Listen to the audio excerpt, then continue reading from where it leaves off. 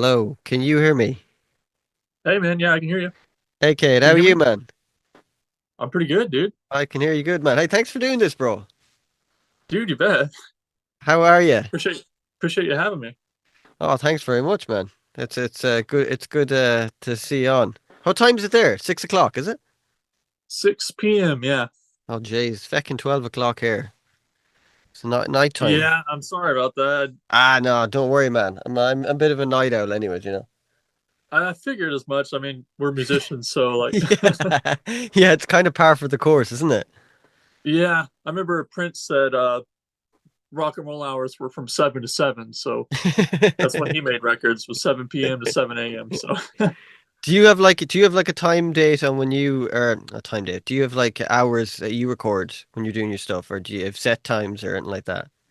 not set times, but it is usually at night and later, and I'll usually start around the evening, really getting busy. Um, Right, right, right, which is nice, unless I'm working with a client or something that wants to work earlier than that. But right. Man, those recreations that you're doing sound so good. Like that ELO one dude, sounds thanks, man. brilliant. Oh man, it sounds brilliant. Like, gee, that was like I was like, shit, that sounds so good. Because you know, some of them you hear people do them and they sound good, but yours sounds like you really put a lot of work into doing them. Well, I do, and it's something that kind of was born out of um, my own interest, really, in seeing if that's something I could pull off. And I also, for me, like learning the parts and playing everything is that's something I've always done for so long that that's not really even the part that was important to me when I started. What really the reason I wanted to do it really was to kind of get my ears dialed in to really the Yeah. mix and the sound of these records more than anything else. So it kind of I think the videos in a lot of ways are kind of a breakdown of the mix and stuff. Even though I do talk about how things are recorded, I do like to touch on things about production choices, songwriting choices, things I think are special as well. But I just think if you're someone who's interested in learning about recording and mixing and stuff like that, what better way than to use these classic records as teaching examples, Yeah, or yeah. different techniques. And I also felt like when I started that there was something kind of inspiring about you can get online and read about Jeff Lynne, about how he made Mr. Blue Sky or how he made those records, and it's really interesting and stuff. But also, like the times were so different, the technology was so different that I think there's something really interesting about hearing that same record produced using modern technology. I think for people that are in this nowadays, making records in the DAW and stuff, there's something really inspiring. I think about seeing that, seeing how it's done using yeah, that's how Jeff did it and that's amazing and everything, but let's see how you would do it if we were making this record today. Yeah, um yeah. so a lot Well, of what you learn in a video like that you can actually apply to what we're doing today. So yeah. Do you think drums are probably the hardest thing to get sound wise? Do you find that, or is there any other instruments that you find I wouldn't say I don't know if I'd say it's well, I know what you mean because like it has so much to do with the room tone where it and the was t yeah, recorded yeah. and the drummer's touch, Mm, and everything else, miking, tuning, and stuff. You can usually probably do similarly, but as far as like drums are so contingent on the space in which they're recorded in. So yeah, you're right. That probably is that and the vocal because obviously you have to find someone whose voice is similar enough that they can pull off. I try to find someone pretty similar usually to the original vocal for these. In other scenarios, it's not so important, but when I'm really trying to match, the sound of the record, that's obviously tricky too. So I kind of have to choose songs based on if I know someone that's going to be able to pull off the vocal. Everything else, I'm not usually that worried about whether or not I can pull it off. It's just a matter of the work. But yeah, the singer, and then, like you say, the drums can be tough, even though we have a lot of tools available to us nowadays, using artificial rooms and stuff like that. Um, so it's definitely easier than it would have been, 20 years ago, I'm sure, to try to copy someone else's record in that way. But yeah. yeah, you're right. That's probably one of the more challenging parts.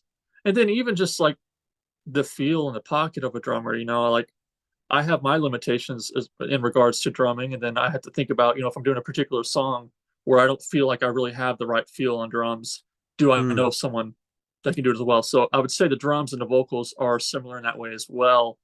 Um, on guitar and bass and keys, I feel pretty confident I can usually probably pull that off. But with drums and vocals, yeah, it comes down a lot to knowing the right person, as well. Yeah, yeah. In addition to all the other problems like you're talking about the room and stuff like that. So, Yeah, and a lot of old songs, but especially, weren't recorded to a click. So you're kind of, things speed up and slow down. So you kind of have, that's part of the vibe of the songs too. and that's something that okay, so I've done maybe I guess 6 or 7 of these so far, and Yeah. I've had to decide at this point if I want to do that, if I want to just do my version straight to a click, or if I want to try to make a tempo map that follows the original records, because that's kind of been a challenge so far. Where most of them I've started out like I would make a tempo map to the original record, and Yeah. then I would use AI software to remove everything, remove the drums so I could play the drum track along to the original recording. Ah, And okay. then I would build it out from there. But it's gotten a little weird on some of them time scale wise because of that, because of the fact Yeah. that you're playing along to this weird. I don't know. So I'm thinking maybe going forward, I may end up just doing stuff to the grid. I'm not sure yet, or maybe just doing tempo changes by section rather than on bar to bar. Because Yeah, sometimes it just yeah. feels a little bit awkward, like trying to. I know it felt natural when they were doing it, but trying to follow it feels a little bit awkward sometimes. So that's something I'm, Yeah. I'm maybe adjusting going forward. Some of the songs were done to a click, so it's not even an issue. Like the Tears for Fears and stuff like that. But Yeah, like well, it's easier for a Van band. Halen is like the Van Halen record was all over the place, and it was like, Really. and it's really important. I highlighted it in that video. It really is. I know it's just a feel thing when they're playing, but the feel of those sections is it has to be at those different tempos. I mean, you could not play that song through this at one specific BPM all the way Mm, through mm. Yeah. without the feel of the verse being less good and the feel of the chorus being less good. Like it really is important. And I Yeah, think it's something totally. that we take for granted because most of us, we build a song out in the DAW and we just do it to the grid. And there's great songs like that. But I think we probably forget that you can adjust the tempo from section to section. And sometimes it's worth investigating. Is this course going to feel better, a little bit faster? Is that break going to be a little bit better, a little bit slower? Yeah, yeah, So, yeah. and I think that's kind of the takeaway. I think a lot of us are not going to end up doing records without click tracks anytime soon. But I think there's still something to be learned from a record like that. Is like, what can we take away from this and apply to what we're doing? We can probably be more intentional about the tempos of our individual sections and songs. I think that was my takeaway from doing that one. Yeah, I find, I don't know, you the same when you're doing something like a piano and a vocal to a click. There's something way different than actually playing a piano without a click and singing. That I think you just get there's something much better about it, I think, personally. Do Oh you, yeah, definitely. what do you think yourself? Because I'm sure you've done that many times. I would agree. And my question, anytime I'm working with an artist that wants to go off click, we have to kind of balance that with, what all are we going to try to do to this track later? So if it really is going to be mostly be you and the piano, then that's going to be fine. And as engineers, that's our job is to creatively think about how to balance, the technical aspect of what we have to do with the vision of the artist and stuff like that. So it's always a decision. There's no hard and fast rules, I think, for any of it. Yeah. Unfortunately, we'd love for there to be just these specific rules that you can learn that make it really easy. But unfortunately, there's just every song has its own little puzzle that we have to put together. And like you say, yeah, some songs that is the better choice is just to let them go off click, whatever feels more natural. How long did it actually take you to? I know that obviously each of those tracks that you're recreating, some of them are probably more difficult to do than others. But on average, I'm sure it takes a few days, kind of, because mixing obviously takes a while, and you're recording it. Well, yeah, and it's something that I do just whenever I have the time. It's not my main gig, so I don't know how I haven't really kept good track of how many hours I have in each of them, but yeah, it's definitely like a several different days kind of thing, and usually it's just 2 or 3 hours I have here and there to spend on it. And I don't really like to do stuff like that under the gun. I want to be able to like get most of it done and then have a little time off to go back and hear the mix and stuff. That's my preferred way to work, Yeah, anyway. So, but yeah, a lot of hours. I mean, just like I would in any song, some of them were a little more challenging, like Mr. Blue Sky. I think was probably the most challenging one I've done so far as the amount of time it took. right, And I always had this right. point like towards the end where I'm like, man, what am I doing? Like this is ridiculous. The amount of, I always have to remind myself that there's no way I'm spending as much time as they did. So that's the only thing I can do to kind of make myself feel better about it. And a lot of Yeah. that's just the fact that they were working on tape and stuff like that. But when I'm working on like a Mutt Lange recreation, I'm like, okay, the only at least I know I'm not spending as much time as they did. So at Yeah, yeah, yeah, the end of yeah. the day, so Are you using any like outboard gear? Are you running things through outboard gear, or is it just kind of a uh mix, a yeah, hybrid kind of thing? I have a hybrid setup, and I generally lean towards the analog stuff. So um a lot of times I will process stuff with hardware inserts and Pro Tools, through different pieces of Mhm. analog gear, and I'll print it back in. So at the end of the project, I may have done a lot of processing outboard, but none of it's live. It's all printed back into the computer. So I have Right, that right. perfect recall. The only thing that is live as far as hardware goes on my final mixes is my outboard chain, my mix bus chain, and my summing, because I go out through a summing mixer and then through my mix bus chain, which is just a couple pieces. I have this louder than lift off silver bullet. I don't know if you've seen those. Oh, they're class, Uh, man. yeah, it's like kind of like a color box where it has a couple Yeah. different op amps and you can kind of get some mojo. And then I go into an SSL bus compressor after that. And then everything else Okay. is in the computer. So Yeah, I to find using hardware just adds something to it. There is something that hardware does that I don't think plugins can do yet, especially like the saturators. Like I've got like a lunchbox with a tape, like it's actually a tape kind of a hardware thing. It's fucking unbelievable, man. It just, when you hear tape, it just does that thing of compressing it and saturating and stuff. It just does that, and I'm like, wow, man. And I found that I haven't got that from tape emulate. I like the Chow tape, but a lot of the other ones I don't think they sound good, but you know, I'm not sure they sound all tape like. yeah, that's how I feel. I feel like there's definitely a lot of useful tools in the computer. I don't think any of them are replacements for the analog. And I think that in a lot of ways, I think it's the most exciting time to be an audio engineer because of the fact that, you don't really have to choose. People argue a lot about analog versus digital, and I'm like, we're at this amazing point in time where you can use as much or as little of either one. You could be totally analog if you want to. No one's going to stop you. I mean, it's expensive, but it's also not any more expensive than it ever was. It was always Yeah. really expensive to Yeah. have an analog studio. Like that's not any different. And in fact, it's getting lower cost all the time because of these great companies like Stam Audio and Audioscape, and they're putting out this amazing gear, fairly inexpensive stuff. Um, so you have that, and then you have the plugins. We have the digital, and we have the amazing editing capabilities of the computer and the ability to archive and save things very easily. I think it's a great time, to be Mm, working as an audio engineer, and I don't think of plugins as being a replacement for analog. And like you say, I agree with you that they're really not, at least not at this point. And maybe someday they will, but if you don't really even try to think about it that way, you just try to think of them as other tools. I have these tools. I have my pull text and my 1176 and my, all that stuff, and then I have these tools, which are really nice for, I can automate them throughout the mix. yeah. So I can do different things that I can't do with my hardware. So it's all great tools. It's funny. I think, ironically, some of the hardest stuff for the computer to emulate seems to be digital stuff.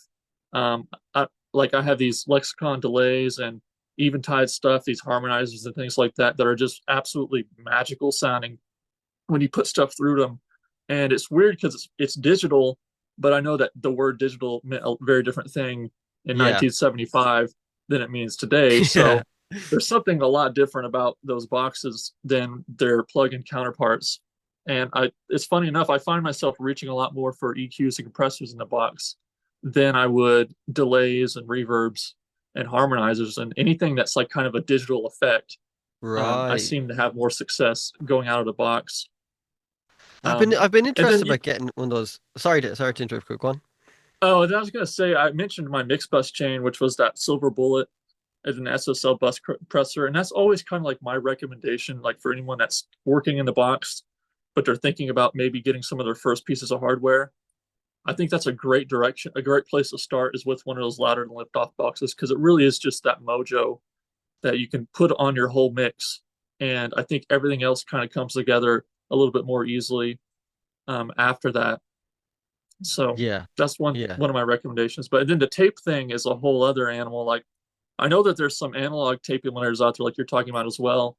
There is this thing about tape that I don't even know how to describe because there's the obvious stuff like the compression and the saturation, that's really amazing and actually super useful in like a mixed context. And I think it's something that the tape emulators are, that's what they're trying to replicate. But there's also this thing that happens with tape that I don't even know how to describe. It's almost like I this, know exactly what you has this mean though. kind of golden magical quality. It's almost like the sound feels more alive. Yeah, it's Um, more 3D like. yeah, and that's the thing that I don't think any of them do. And I think that may just have something to do literally with the fact that it's tape moving across the head. And I noticed this guy, Josh Florian, he makes JCF converters. I don't know if you've seen those around. Hmm. And he has a thing in his converters called PEP that's supposed to emulate. He calls it this time-based phenomenon that happens with like no matter how accurately you set up a tape machine, there's a certain amount of fluctuation in the time, in the speed of the tape. You know, you don't want there to be too much because then you start to have wow and flutter.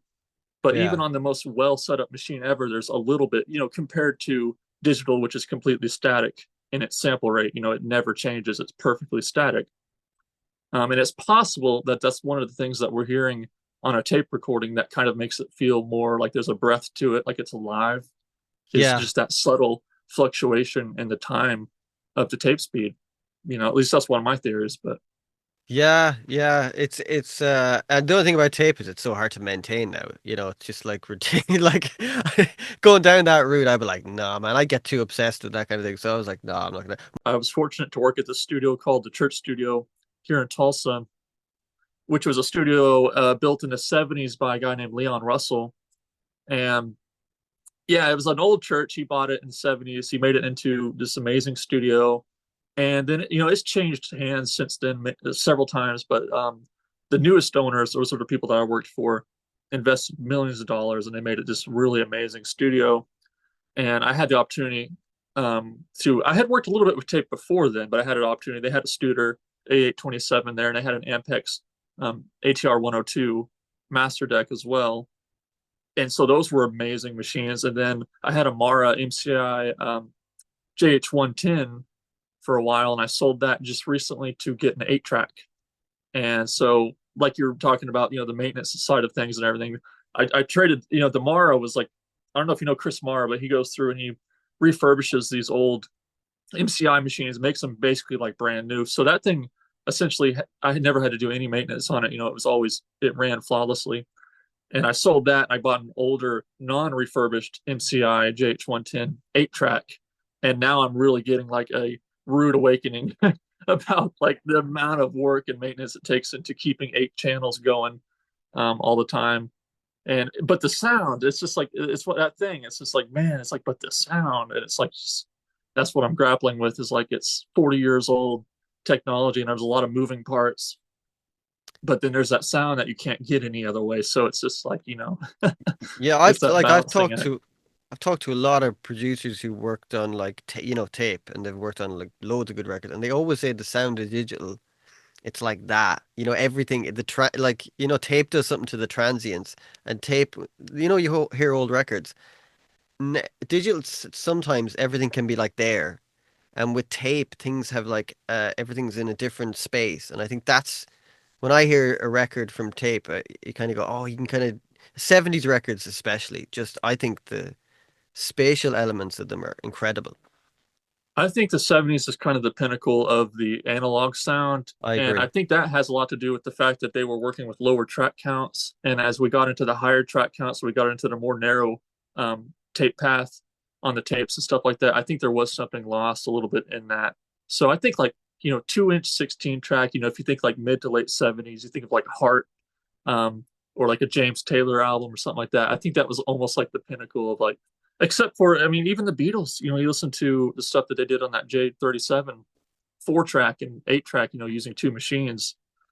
I don't, you can't hardly beat that sound, especially in the low end and stuff. It's kind of incredible the way that those hold up in that way. And I think it's because, you know, there was something happening on earlier on with the tape machines that got a little bit lost as they improved them over the years, you know, and they got the lower noise floor and they got the higher track counts and stuff. But so some of those earlier tape machines are really some of the best sounding ones. Like I got this JH110A, and it's all Class A discrete components, and It Cool. was pre a lot of the things that started to improve things on the electrical side of things for Right. maintenance, but Right. started to be at the detriment of the sound a little bit. So, yeah, I agree with you. I think the 70s, as far as just sound goes, like an Alan Parsons record or Oh ELO man. and stuff like that, that Oh kind of man. stuff.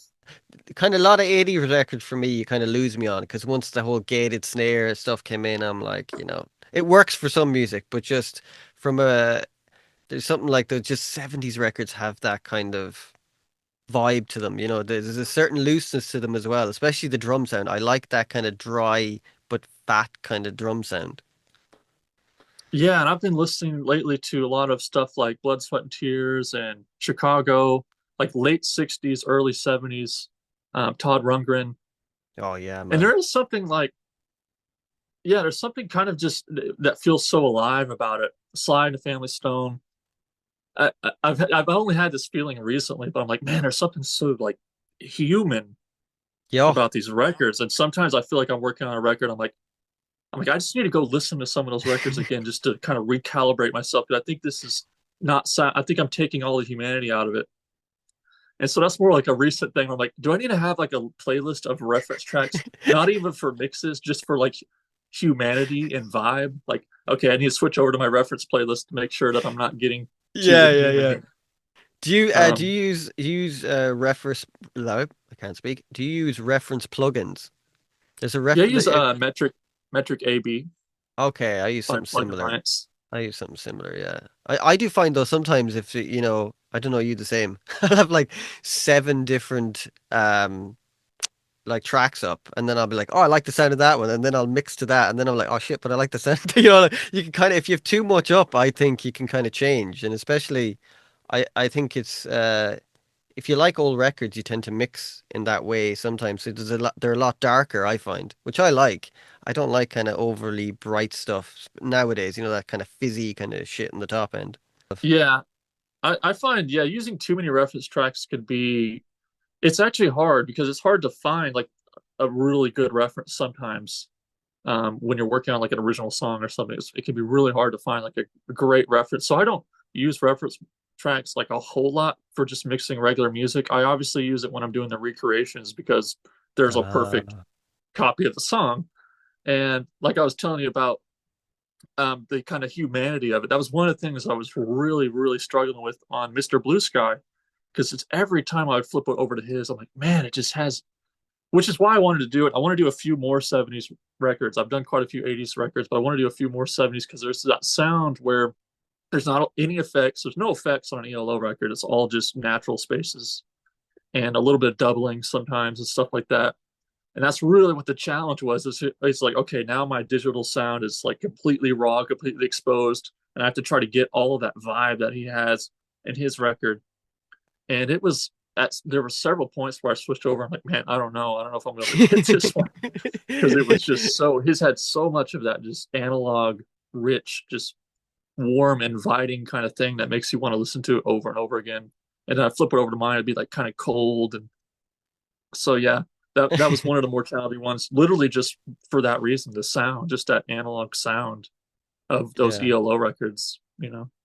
Dude, it sounded great when you finished I'm it. I thought happy it with sounded, how it came out. oh, it It was sounds just a brilliant. struggle to get it there, but it was like, Yeah. and that's the whole point of doing it is like, see what it takes to really, and and that's the question. Like, can I even make it sound that good on the box? These are things we don't really even know, until you start doing it and Yeah. really comparing it back and forth. And at certain points, like, okay, I can, but it's going to take, me doing a lot of things that they probably didn't do because we're on a completely different medium. I had this Uh-huh. conversation the other day in the comments on one of my videos. This guy was like, he said something about how it was really impressive, but it would have been a lot harder back then, which I totally agree with. That everything about the way that they had to work back in the days of tape was 100 times harder and took 100 times longer. Hmm. But I did mention that there is a new challenge that we have that is in the Sonics. Just the sound of our medium is very different and very unforgiving in a lot of ways. The sound of digital just on its own is not particularly musical, in my No. opinion. So like we Yeah. have to take a lot of steps and extra steps that they probably didn't have to. Alan Parsons didn't have to. He could record a microphone into a preamp, into tape, and there was a certain amount of musicality in his medium that was helpful. That's not in our medium. So I think we have a new set of challenges in the modern age. Even though in a lot of ways it's a whole lot easier. Editing is a whole lot easier. You can do 100 takes without having to record over your previous take. There's a lot of things that, a lot of huge advantages that we have. Yeah. But just in the sonics, we're still figuring it out. I think we're still figuring out the sonics of digital in a lot of ways. Plugins are getting better all the time. Converters are improving.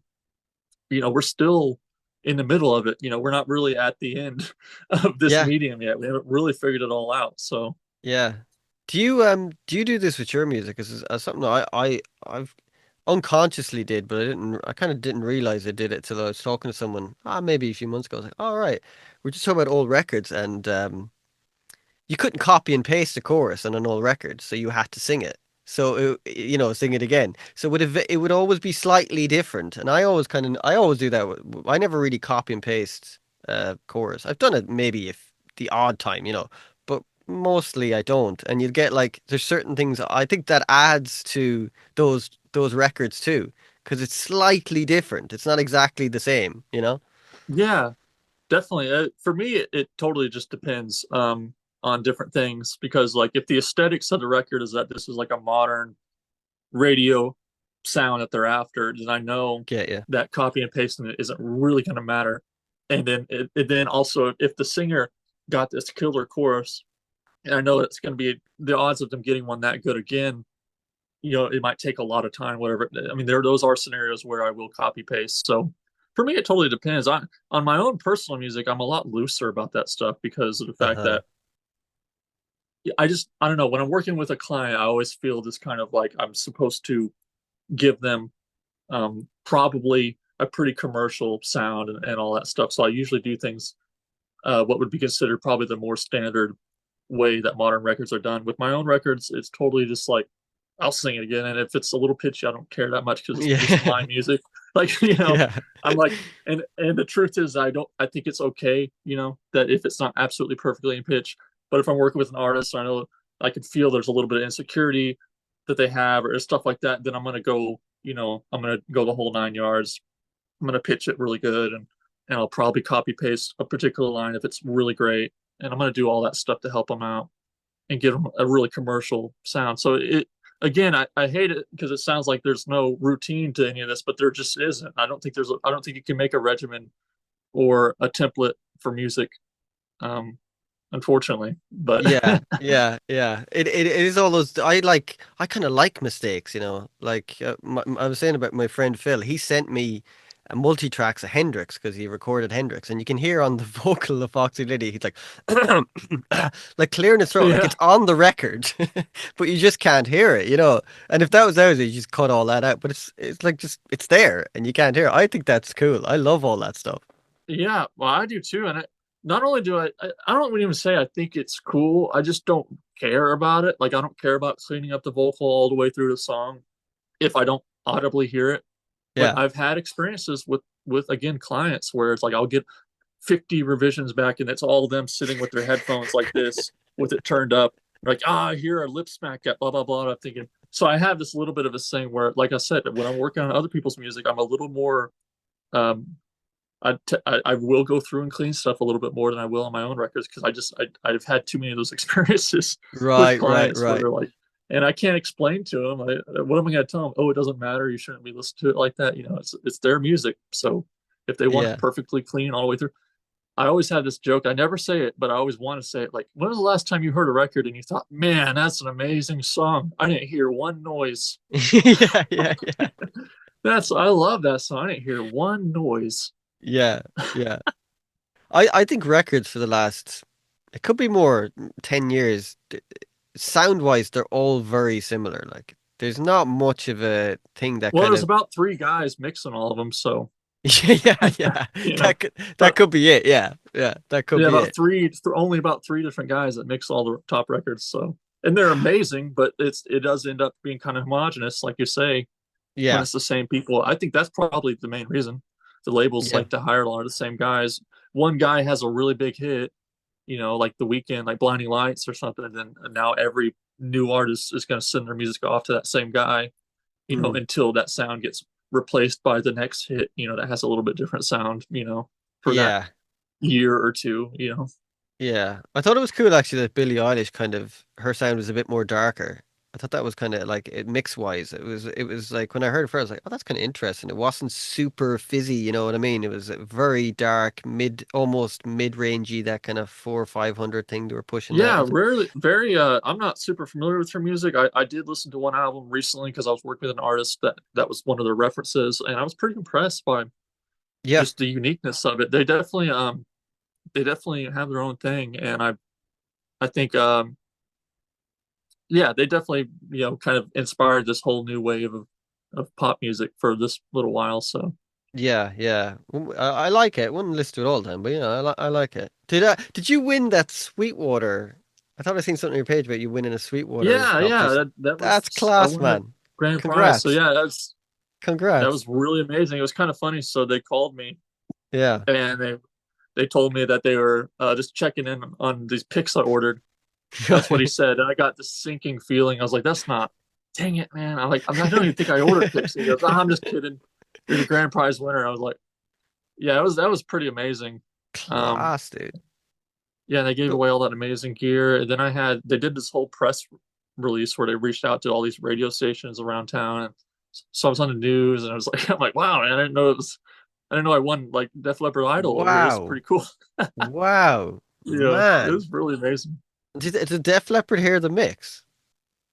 Yeah, so that was how it worked is that they I don't know how many of them that Def Leppard listened to, Yeah, quite a yeah. few at least, but they had like 400 submissions, and I think what they probably did is they probably had the team at Sweetwater listen to all of them and narrow it down to a few.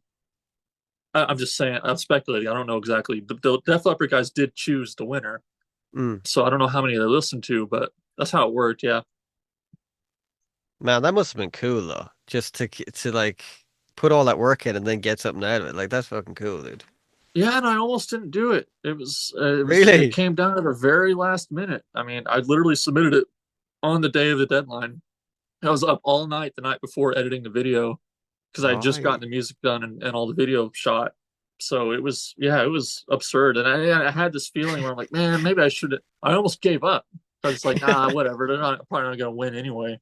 So like, I was so glad I finally did that. But I thought, man, I've got all this work into this, and if I don't get it out today on a deadline and I blow it off for 2 days, then I don't know. I just had to get it done that night. I'm like, I just have to get it done tonight. Otherwise, there's no point in, I put all this work in it, and it's like, what if I win? So yeah, Yeah, it sounded really cool, man. Sounds really cool. I was really happy with it, especially with Chris and his vocal. I think that's a big part of probably why we won is that the vocals were just so stellar. And he did those super fast. He did just 2 takes all the way through and sent them to me. And then that's what I built my comp out of, was just 2 takes What was all he the way singing? through. What was he singing through? What microphone? Was it an SM7B? He's got an SM7B, Okay, I had a and I feeling I think he thought so. has a Apollo interface. And I told him just to give it to me dry with nothing on it, and I would do everything on my end. So yeah, Right. sounded good. I mean, So for you that know, for a kind of rock song like that, how much are you compressing the vocal? a lot. Yeah. Like sometimes it depends. Whatever sounds good, but I generally find that on rock you can get away with quite a bit. You do have to go through and clip gain down the breaths and hmm do a little hmm bit of massaging on the clip gain. After you do all that compression, it's amazing to me how much compression you can get away with if you go through and clean up the breaths and stuff. You know, because I've had tracks before where I'm like, man, I am doing so much compression on this, but it doesn't really sound like it. It just sounds great. It sounds right up front. Yeah. And as long, because that's usually what happens, is that you crank up a load of compression, you hear all these like breaths, everything, and then you feel like, oh man, it's so overcompressed. Well, it's like just go clip gain down all the stuff you don't really want to hear. I don't delete it, but I just clip gain it down until it's not distracting, Yeah. and then I find that you can get away with quite a bit of compression. Are you And on using a rock outboard? track or You stuff like using that, yeah, outboard or oh yeah? usually, or a combination of both. There are some plugins I really like. I like RVooks. Or Vox Waves is are good. Vox a Yeah, lot. yeah, that's good. I don't That's even good. know that there is an analog counterpart to that one. It just has a really great sound for vocals. A lot of times I'll use the UA 1176. There's an advanced PAL preset called Start Here for vocals, Okay. and it's really nice. Just kind of go to start with, but yeah, if I had the time and I want to go outboard, I have a few options. I have a Stam Audio 1176 that I really like, Okay. and then I Okay. have a 176 clone that my dad built using Wow. all original components Wow. that I really like Nice. a lot for Cool. vocals. Yeah, Shit, man. Yeah, I got an 1176, two of those kind of clone ones, not the actual Universal Audio, the clone ones, and an LA2 clone as well. They're pretty cool. You know, if you kind of put the if you put it through the 1176 and then through the LA2, kind of gives that kind of cool sound. It's also what's that one out there? I love that DBX 560A, that compressor for yeah. on vocals. I I think that's have fucking two of cool. the 160Xs, which are a little bit earlier rack mount Yeah, versions of that same compressor. yeah. And yeah, I that's think great too. Yeah, that into I usually will put that first if that's on my vocal chain. And yeah, those are really good for yeah, vocals as they are. well. They're cheap like. Does the 560 have the over easy setting on it? Yeah, Do you know? yeah. I have the one that you have as well. I've both of them, but I have two of them in my lunchbox, and then I have yeah, I've got one of those outboards, and I have these. Do you know Arsenal EQs? They Mm-mm. were they were kind of old API. They're made by API, but they had to change the name because of Arsenal JVC, a company owned them, and then they had to change the name to JDK. But they're really you could crank 10K on this fucking thing at 10K and it will not sound super bright. Like they're unbelievable EQs. They're That sounds really interesting. Yeah, I'll have to look into that. yeah, they're called JDK. They were quite expensive. I think you can yeah, they were when they came out first. I remember paying 600 quid for one, and then I think I got another one second hand that was pretty cheap enough. You know, they kind of people don't use them much, but they're not stepped. The only thing is they're not stepped, so you kind of have to really be careful. But I noticed if you even have like something a bit off, it kind of gives this depth to it, like just a little bit kind of off. It gives this lovely. I think they're great. You can really Yeah, crank them, like you can really crank them. Amazing that's things. awesome. Yeah, Yeah, that's cool. they're based on an old API, an API EQ, but not it was kind of a. I'll send it to you afterwards. You'll know exactly what I'm talking about. But I think they sound really good, man. That's Sound really great. good. Yeah. I just You got know. the Avitas E27. Have you used those? Oh no, what are they like? Oh man, well it's the same way. It's like you can just crank the snot out of it and it just sounds Yeah, like music. Like I love it. I was really yeah. impressed with that for a 500 series EQs. But then yeah, those DBX 160Xs are a steal. A lot of people don't know about them, but it seems like, they're apparently supposed to be the same or very similar to the compression section of a SSL 4000 series desk. They have the Right. same VCAs in them that they would have Ah, had, if you had an 80s SSL desk. So yeah, I love those things. I think they have a great sound.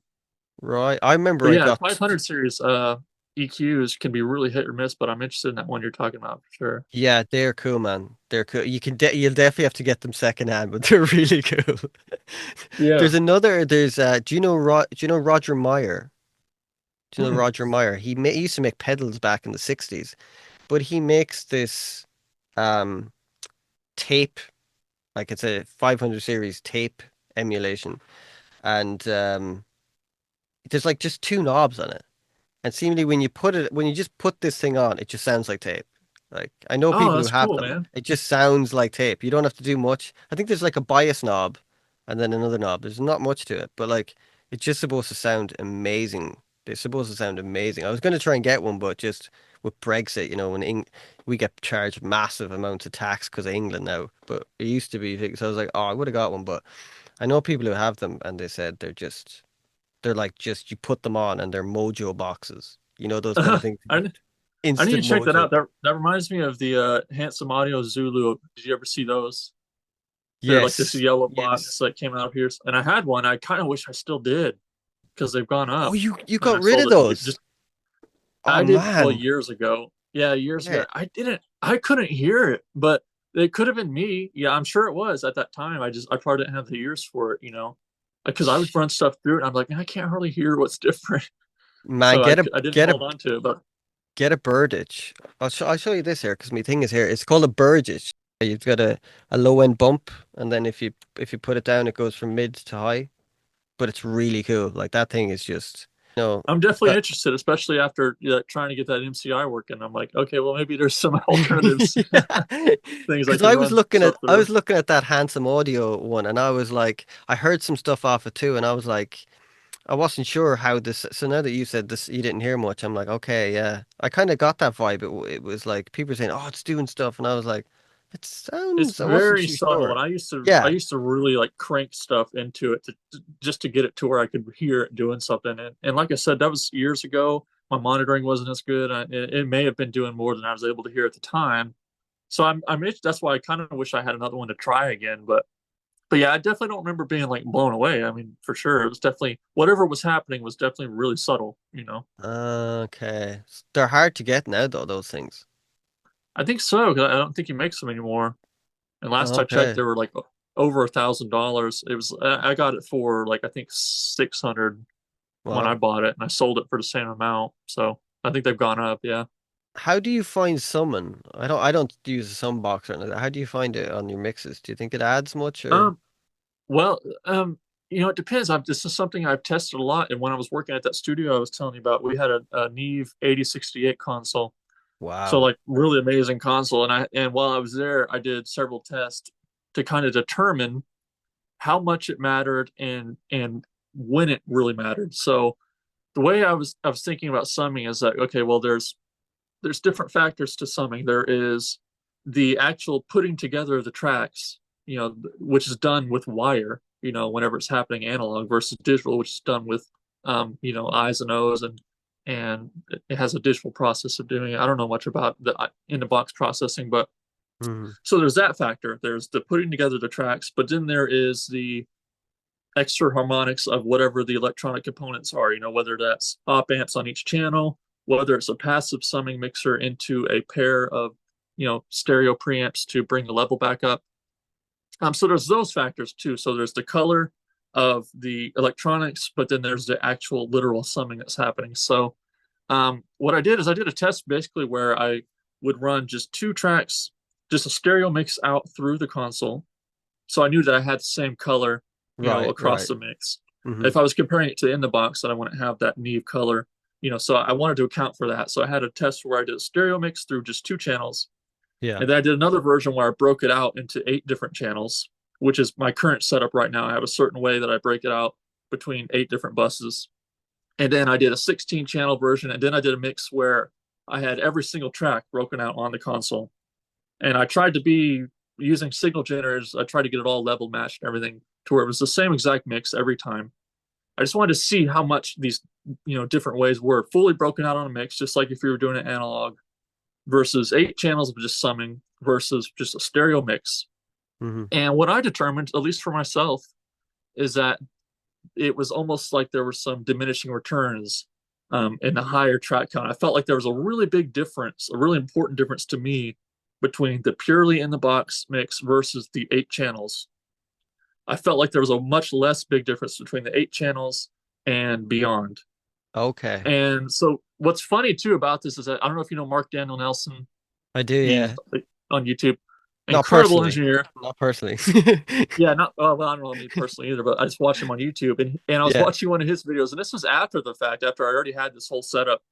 He said the exact same thing. He's like, "Oh, I felt like there was a really big difference." He did the same thing. He tested the whole thing, and Right, right. because if you think about it, if we think about summing, we think about what that means and what's actually happening as far as the tracks being put together. Um, if we break it out a certain way, and I actually think the optimum number of channels would be more like 10 or 12, Right. but the summing mixer I have, which is the Cappy Sum Bus, comes in 8, 16, 24, 32. So I got the 8 channel version. And the way I break it out is I have a stereo drum bus. I have two mono buses, one for vocal, one for bass. And then I have a stereo bus for my guitars, and then I have a stereo bus for everything else. That includes effects returns and keyboards. So if we think about it, what's happening is my vocal, which is on the one bus, is now being summed analog to the effects. So what I was thinking about is like what parts of the summing is important what parts of the summing is difficult for the computer to do. I think what's Right. difficult for the computer to do is to take two very similar sources and put them together, more so than two very different sources like a bass and a tambourine. Hmm. So the way I broke it out into those buses is intentional. I'm thinking about, okay, I want my dry vocal to be summed analog to the effects, which are coming through this stereo bus over here. And I want my bass to be summed to the drums, so those are on different buses. I want my guitars to be summed to their effects, which are on different buses. And that's basically how I was thinking about it. I'm breaking it up into buses based on what's how it's going to be put together. If you think about if you have two guitar tracks that are panned hard left, hard right, then putting them into a stereo bus is no different than if they were on separate channels on a console Yeah, I because of get the you. fact that one's all the way left, one's all right. There's no summing happening, in other words, because they're just literally one's coming out one speaker, one's coming out the other.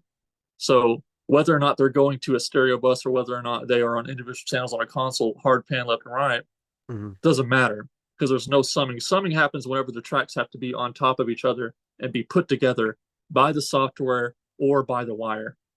And so that's just my thought, my way of trying to theorize about why it would matter and why it wouldn't matter going into the higher and higher track counts. So I really think the Right. best, if you want to say bang for your buck, I would say 8 channels. To me, there's an important difference and a very, very big difference to me between that and the in the box version. Less big difference as we get into the higher track counts. So yeah, I find it to be really important for me and the sound that I'm after. I also feel like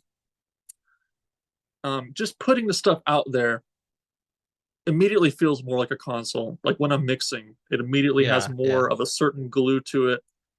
I can feel it. I can feel the mix driving into it the way that you feel on a console. Like I feel like I'm getting sonic cues about my balance, about where things should be, just by virtue of that chain that you don't get in the box. Because when you're in the box, everything is exactly the same all the way up until you hit zero and it clips.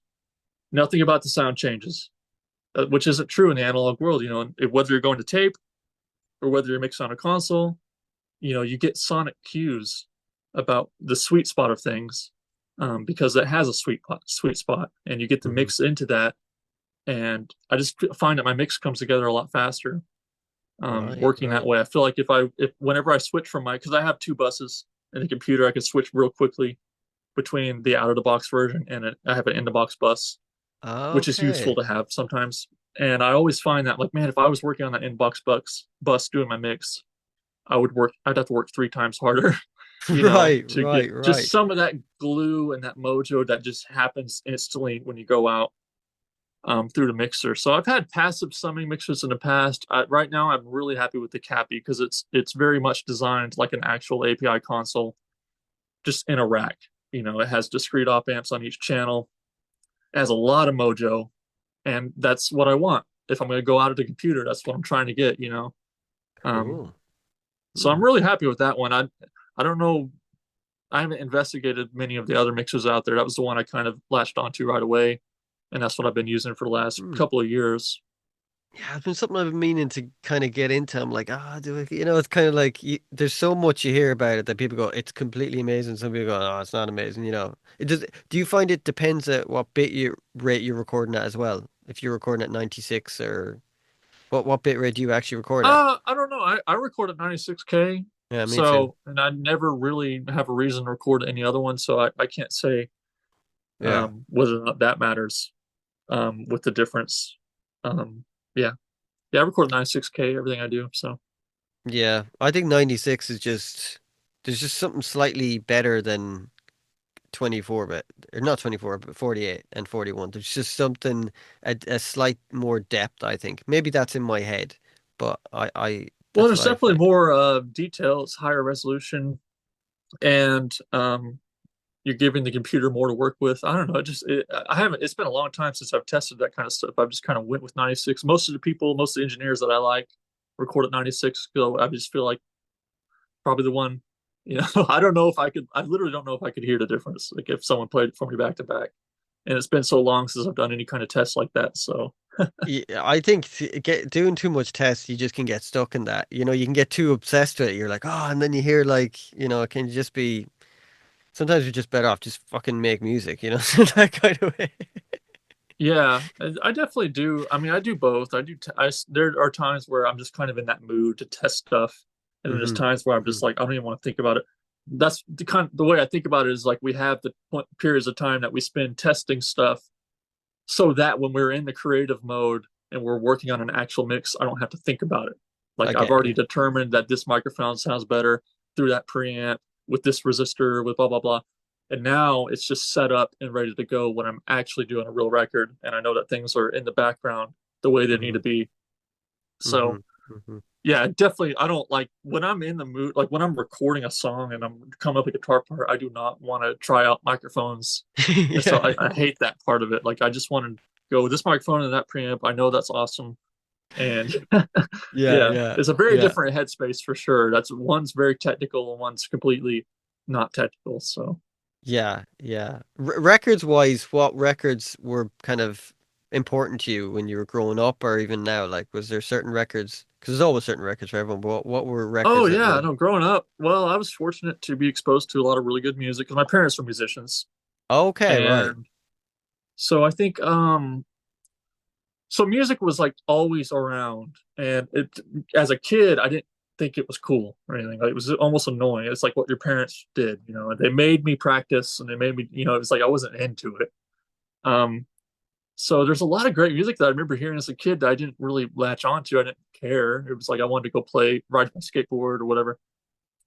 When I was, it had to be 11 or 12 was when I remember hearing the album Houses of Holy by Led Zeppelin. And for whatever reason, at that time, that had a really major impact on me. I think it was the first time I really noticed music. That's what I always tell people anyway about that record. And I think it's because there's they they break a lot of rules. You know, there's a lot of the songs have weird changes, and they'll be going at one tempo, and then they'll just break off into a whole other tempo. And as a kid, I just remember hearing that and having this light bulb moment where like, wow, so you can do like anything if it's cool. There's no rules like that, and that's what I found really exciting about the idea of making music was that just that album kind of enlightened me that because everything before that I liked, you know, I liked AC/DC and I liked Def Leppard, very much pop oriented, kind of had a structure to it, which I love. You know, to this day, I love pop song structure: verse, chorus, bridge, chorus.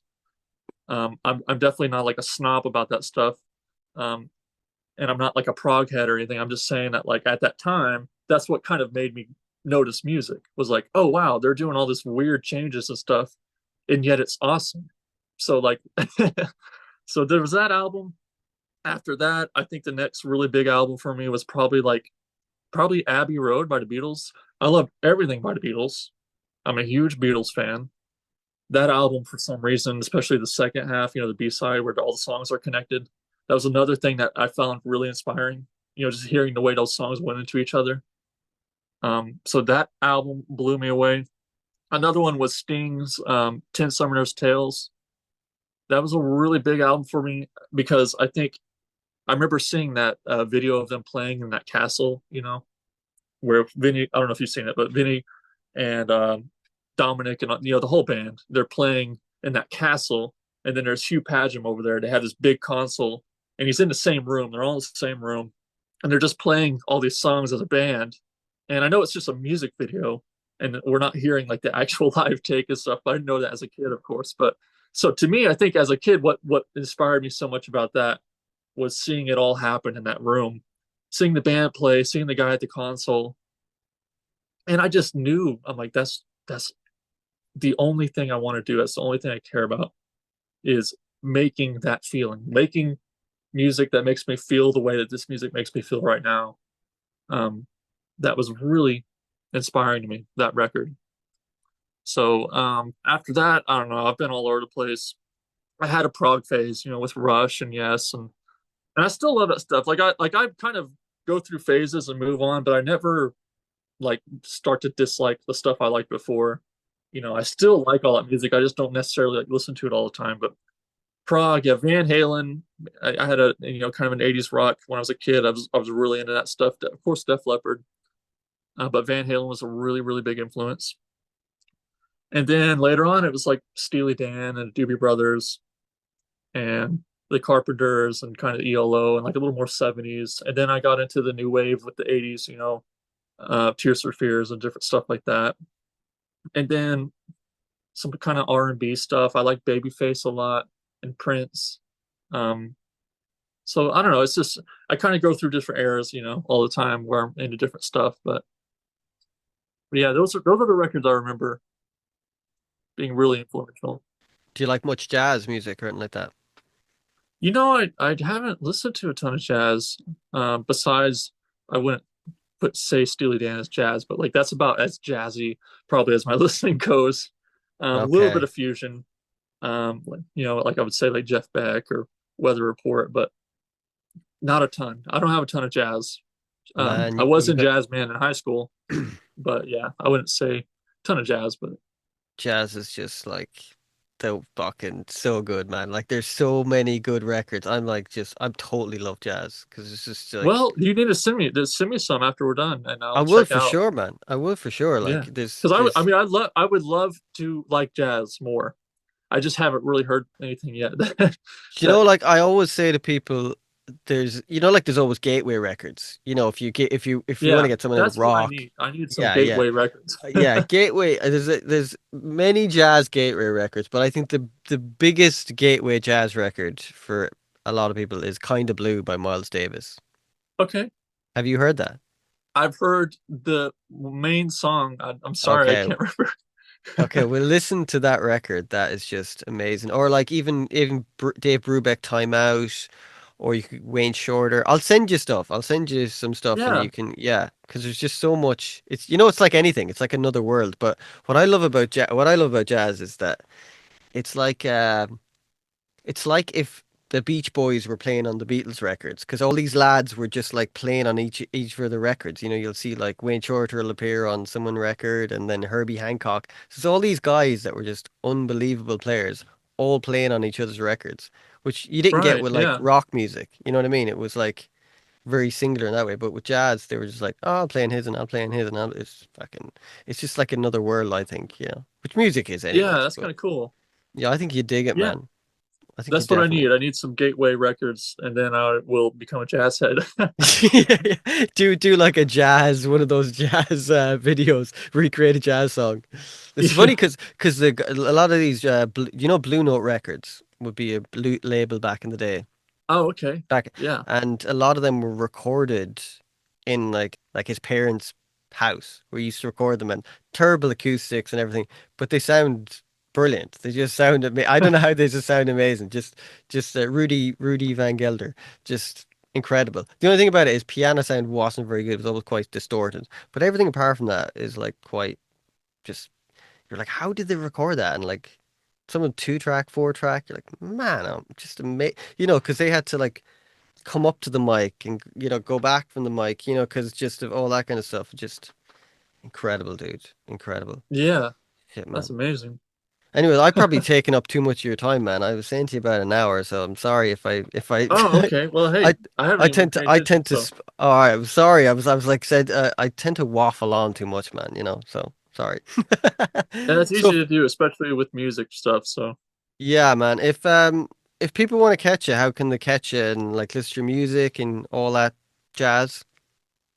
right, yeah. I think YouTube's probably one of the best places to keep up with me. Just look up Cade Roberts on YouTube, and then Instagram. I'm pretty active on as well. And Instagram, early next year, me and my sister are both gonna be releasing quite a bit of music. So Oh, cool. um, that'll probably I may or may not have a different Instagram profile where I'll be posting all that stuff. But in either scenario, it'll be shared to my main Cade Roberts Instagram. So I would say, yeah, Cade Roberts Instagram or YouTube. Those are good places to keep up with me. Yeah, any links you want me to put on, I can put on the videos. Anything you want, I can just do whatever you want, just links wise or Spotify or all that kind of stuff, if you Yeah, want to put stuff on that. What next? awesome. Do you have any song you're doing next for the YouTube channel? Well, I put out that one Land of Confusion, by That was cool. Genesis, That and was I'll cool, be man. doing a breakdown of that. But I also am right in the middle of a mixing and mastering course that I'm putting together. Oh, cool. Um, I'd like to have that launched before the Genesis video, so that's kind of why I'm hustling through that right now, and I haven't started on the Genesis one yet. So in the immediate future, yeah, that's my. I don't know when this will go out, so I don't know if it may or may not be out by the time that this airs. My mixing mastering course, but yeah, I'm basically going to do a. I've had a few people request it, so I'm going to do a course where people can see my whole workflow. The stuff that I don't really show in the videos. Because the videos I mainly focus on that song and how I got Uh-huh. specific sounds for that song. So this would be more of a breakdown of like my actual all the background stuff that you don't usually get to see in the videos that people are Right, interested in. right, So. right. You don't have a Patreon or anything like that. You know, people do Patreon and they put those kind of things in too. Yeah, no, this will just be like a people can purchase it one time and watch it anytime they want, kind of thing. I didn't really want to get into any kind of subscription stuff, not at this point in time. Yeah, I think it makes more sense just to put something out, and for people who are interested, they can buy it and watch it. And I'm not really going to market towards anybody other than people that watch my videos and like what I'm doing. So, cool. that's who it's for. And when it's out, like, let me know and I'll share it on my social media and all that kind of stuff for you, man. Oh, dude, cool. Yeah. Yeah, man. Hey, dude, thanks very much for the time. Sorry if I talked too much. It's like, Ah, hope man, no that's worries. all right. No Cool, worries, man. man. I'll let you get back to the old work, dude. All right. Hey, thanks very much, man. You bet, man. All right, Have a great appreciate it. day. Talk soon, You bro. too, man. Bye You bye. bet. Bye bye.